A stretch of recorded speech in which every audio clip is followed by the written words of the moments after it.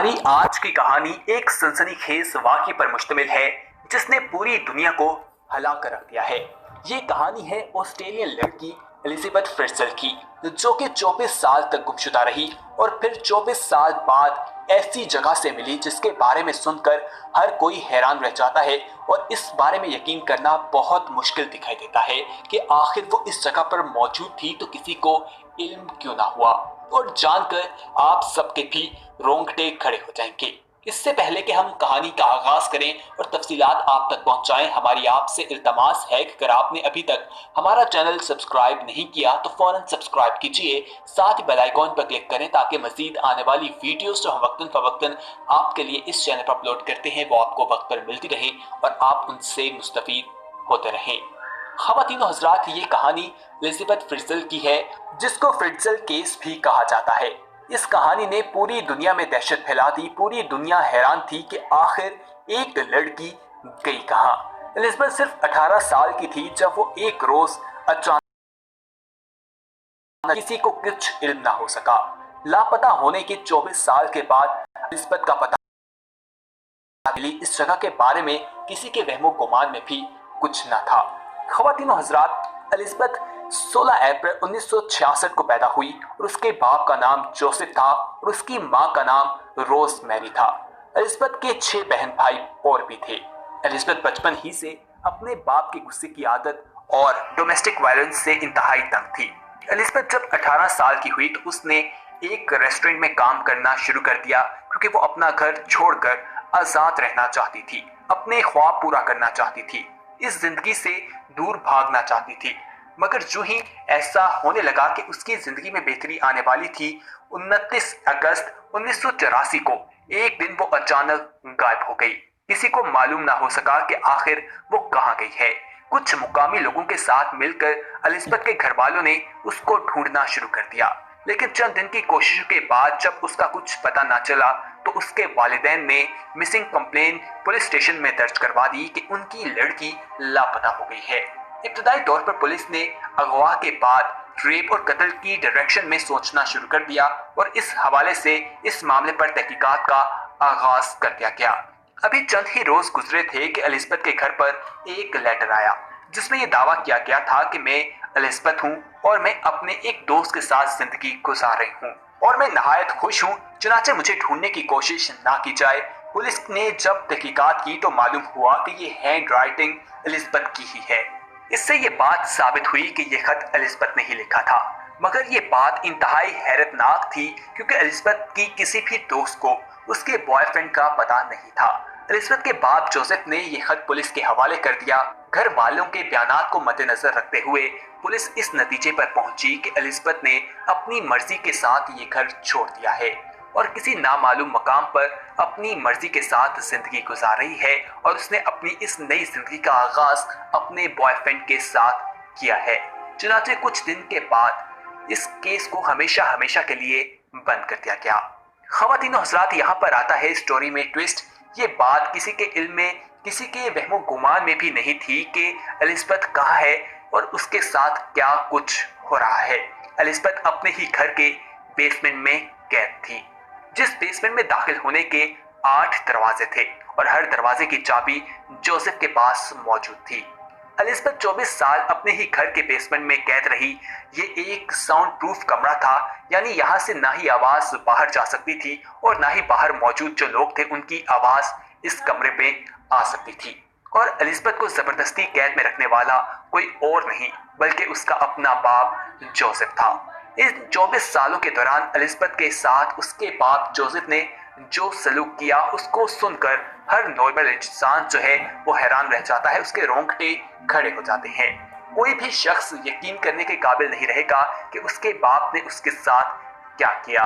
जिन लोगों को इस स्टोरी पर यकीन ना आए वो इंटरनेट पर बड़ी आसानी के साथ फ्रिट्ज़ल केस के हवाले से सर्च कर सकते हैं। वहां पर ये पूरी कहानी, ये पूरी दास्तान जो है आपकी आंखों के सामने आ जाएगी और आप इसे देखकर हैरान रह जाएंगे।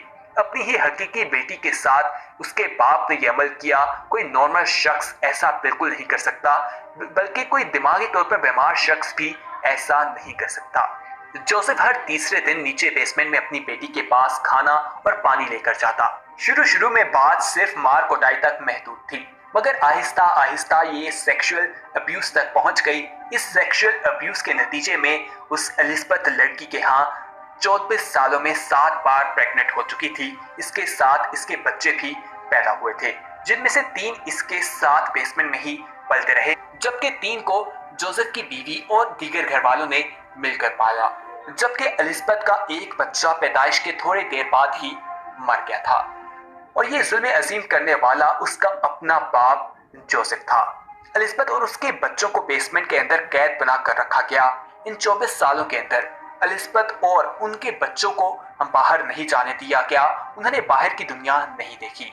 ख़वातीन और हज़रात, जरा तसव्वुर कीजिए कि उन बच्चों के बारे में जो इस दुनिया में मौजूद थे लेकिन उस बेसमेंट में कैद थे, जिन्हें बाहर की दुनिया का कुछ भी पता नहीं था।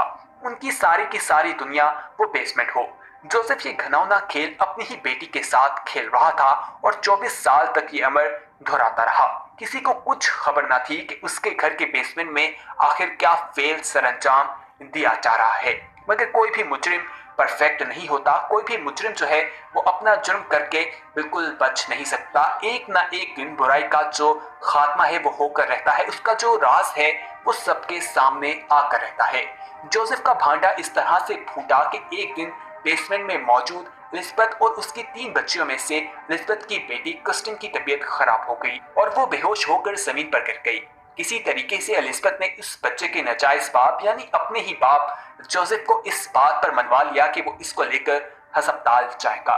हस्पताल में जब उसको ले जाया गया, उसका वहां पर चेकअप किया गया, तो डॉक्टर ने चेकअप के दौरान ये खबर जोसेफ तक पहुंचाई कि क्रिस्टिन को इस छोटी सी उम्र में जो उसकी किडनी है उसने काम करना छोड़ दिया है और उसकी जान खतरे में है। डॉक्टर ने ये पूछा कि इसका हकीकी बाप कौन है, तो जोसेफ ये सवाल सुनकर घबरा गया। उसने बहाना बनाया कि ये बच्ची उसको सड़क से मिली है। जोसेफ की बातों को सुनकर डॉक्टर को जोसेफ पर शक होने लगा और इसी वजह से उन्होंने पुलिस को कॉल कर दी। कुछ ही देर के बाद पुलिस भी वहां पर आ गई और उन्होंने जोसेफ का जो बयान है वो कलम किया। पुलिस को भी जोसेफ की बात पर यकीन न आया और पुलिस ने मामले के हवाले से तहकीकात शुरू कर दी। इस तमाम सूरत हाल में जोसेफ बहुत ज्यादा घबरा गया। उसके ऊपर पुलिस का बहुत ज्यादा प्रेशर था और वो तंग आ गया। उसने सोचा क्यों ना वो अपनी इस बेटी जिसका नाम एलिजाबेथ है और उसके बच्चों को जिसे उसने 24 साल से बेसमेंट में कैद कर रखा है उन्हें आजाद कर दिया जाए।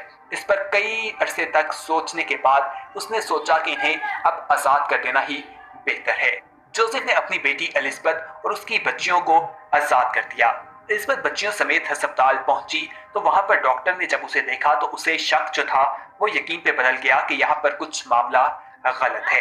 डॉक्टर्स ने एक बार दोबारा पुलिस को बुलाया और देखते ही देखते पुलिस कुछ ही देर में वहां पहुंच गई और पुलिस ने इस मामले पर तहकीकात की तो उन पर ये चीज बयां हो गई कि ये एक मुजरिम है और बिला आखिर 26 अप्रैल 2008 को जोसेफ, जिसकी उम्र 73 बरस की थी, वो पकड़ा गया और पता चल गया दुनिया को कि वो मुजरिम है। वो साबित हो गया। पूरी दुनिया में ये खबर आग की तरह फैल गई। लोग इस खबर के हवाले से मुख्तलिफ तज्जिए करते हुए दिखाई दिए। इस खबर पर लोग हैरान थे कि आखिर एक बाप अपनी बेटी के साथ ऐसा कैसे कर सकता है।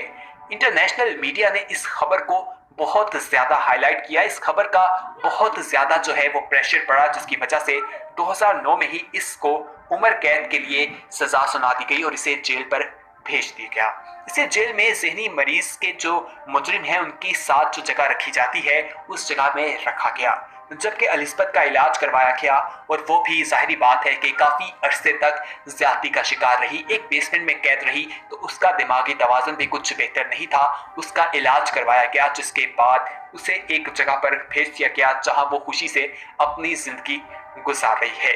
दोस्तों, ये वो लड़की थी जो 24 साल बाद अपने ही घर के बेसमेंट से मिली थी, जिसको उसके अपने ही बाप ने कैद कर रखा था और उसकी अपने बाप से ही 7 बच्चियां और बच्चे मौजूद थे, जिसके बारे में कोई सोच भी नहीं सकता कि एक नॉर्मल इंसान ऐसा कैसे कर सकता है। लेकिन जोसेफ ने अपनी बेटी के साथ ये घिनौना खेल खेला और आखिरकार वो अपने अंजाम को पहुंच गया। उसकी पकड़ हो गई और कानून ने उसे अपनी गिरफ्त में लड़की की कहानी सुनाई है जो 24 साल बाद अपने घर के बेसमेंट से मिली। उम्मीद है कि ये वीडियो आपको पसंद आई होगी। वीडियो को अपने दोस्तों के साथ जरूर शेयर कीजिएगा और इसी तरह की मजीद इंटरेस्टिंग वीडियोस देखने के लिए हमारा चैनल सब्सक्राइब कीजिए या फिर बेल आइकॉन पर क्लिक करें ताकि मजीद आने वाली वीडियोस जो हम वक्तन फवक्तन आपके लिए इस चैनल पर अपलोड करते हैं वो आपको वक्त पर मिलती रहें और आप उनसे मुस्तफीद होते रहें। अगली वीडियो तक हमें दीजिए इजाजत और आप इस वीडियो